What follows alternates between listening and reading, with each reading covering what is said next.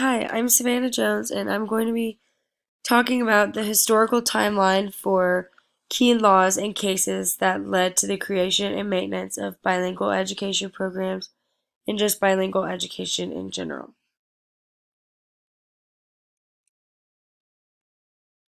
First, I'm going to be talking about the National Defense Education Act of 1958. President Dwight D. Eisenhower signed this law, the National Defense Education Act, or NDEA, on September 2, 1958. This law provided funding and aid to help American public and private schools advance in science, math, and foreign languages. This act also encouraged students to keep continuing their education after high school. It provided some scholarships, funds, and grants to states and students, and it helped graduate more students from high school. This was a major act of reform because it marked the beginning of major involvement of the U.S. federal government in education. And the NDEA really shaped educational policy when the government got involved. The Civil Rights Act and Title VII of 1964. The Civil Rights Act ended segregation and was a huge legislative achievement coming from the civil rights movement. There were many events and efforts involved in the civil rights movement. This movement was an organized effort led by Black Americans to end racial segregation and to gain equal rights to all.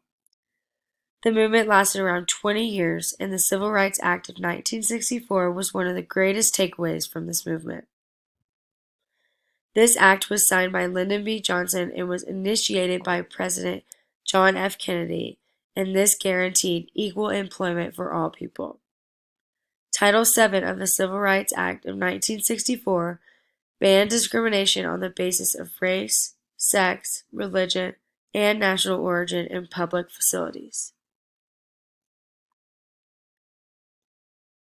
The Elementary and Secondary Education Act of 1965.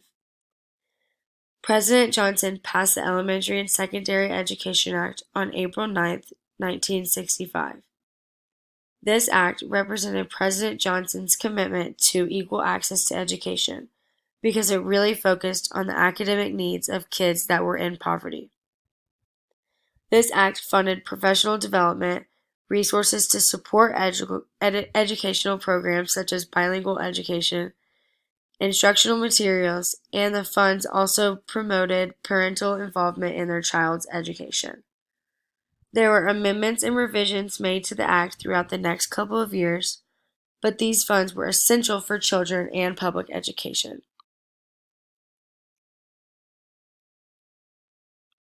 The next act I'm going to be talking about is the Bilingual Education Act, Title VII. In 1968, President Lyndon B. Johnson signed the Bilingual Education Act into law. This act was Title VII of the Elementary and Secondary Education Act, or ESEA. The Bilingual Education Act established federal policy for bilingual education for economically disadvantaged ELLs, or English language learners. Funds and resources were distributed to innovative programs, and it recognized the unique educational disadvantages that non-English speaking students faced on a daily basis. Teachers were now being trained so they could teach these students, and there were instructional materials being developed to help them as well. This law focused on the children that were poor and educationally disadvantaged because of their inability to speak English. There were amendments made through the next couple of years, but this was the first federal legislation that recognized the true needs of English language learners.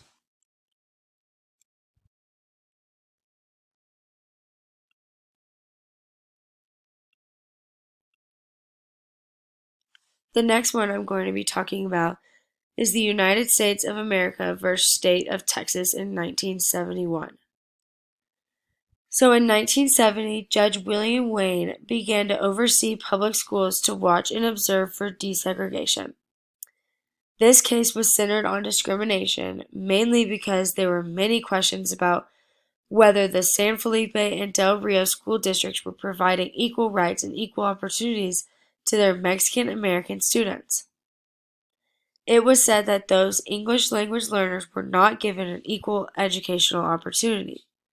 So on August 6, 1971, Judge William Wayne ordered the consolidation of the San Felipe and Del Rio school districts, which ended up being a lawsuit and then a court order called Civil Action 5281. This court order, the Civil Action 5281, eliminated discrimination on grounds of race, national origin, and color in Texas public or charter schools. The next one I'm going to be talking about is Law versus Nichols. This was in 1974. So this was a major court decision based on the rights of English language learners, or ELLs.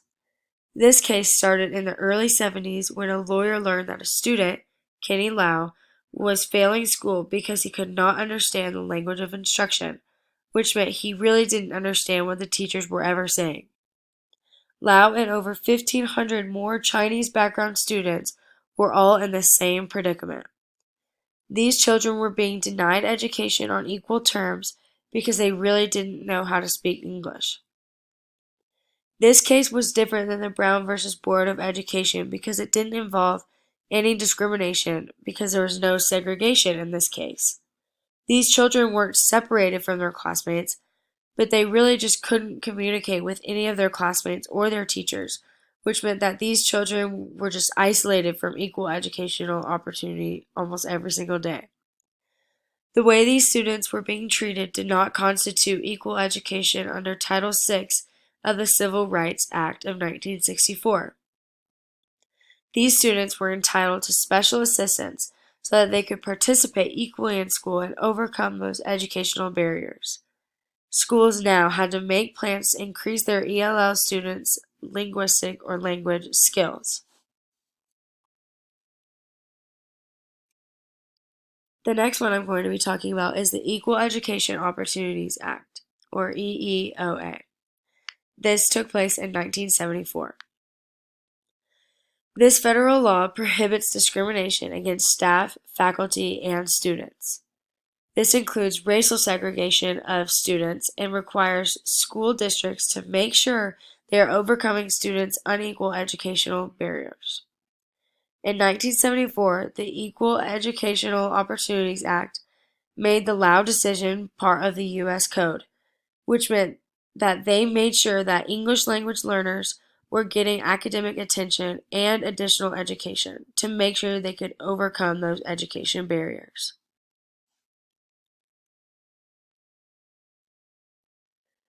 The next one I'm going to be talking about is Castañeda and Pickard in 1981.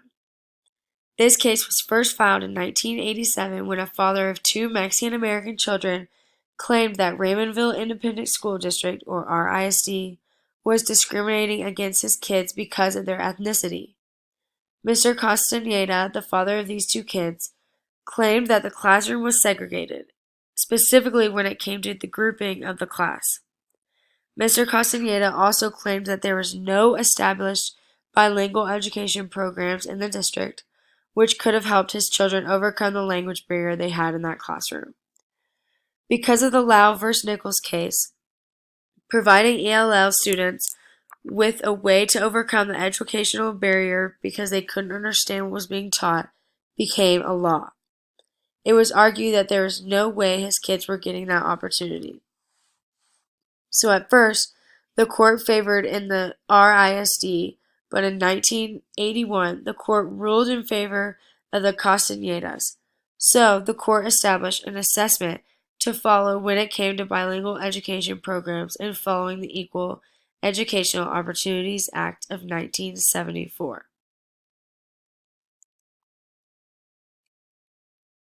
The next one I'm going to be talking about is the Gomez versus Illinois State Board of Education in 1987.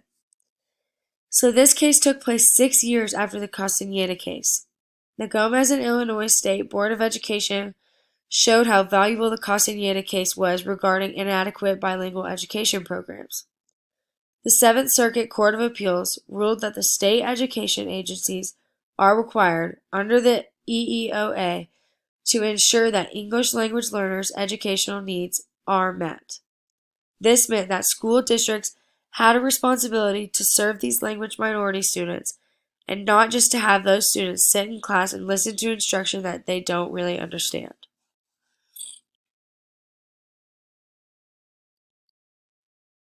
One of the more recent cases that I'm talking about now is the No Child Left Behind Act in 2001. The No Child Left Behind Act of 2001 is a reauthorization of the Elementary and Secondary Education Act.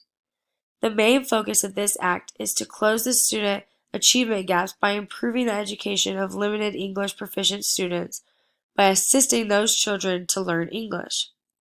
This act was established to make sure that all children were provided with a fair and equal opportunity to achieve a high-quality education. This law established state standards and state testing systems to meet federal requirements. This act increased accountability and flexibility in the schools, and it increased the options available to the parents of students attending these schools. This act really impacted education because it changed what the students were taught, it changed what tests the students had to take, and it also affects the way teachers are trained to teach those students. So to sum up all of these cases and laws all had a different impact on bilingual education. These acts impacts all did something different for these English learners, and now bilingual education is a huge deal, and ELLs are treated like language majority students.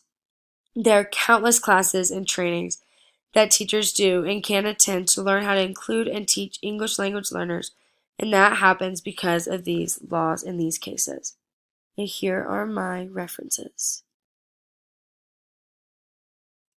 And that's it. Thank you.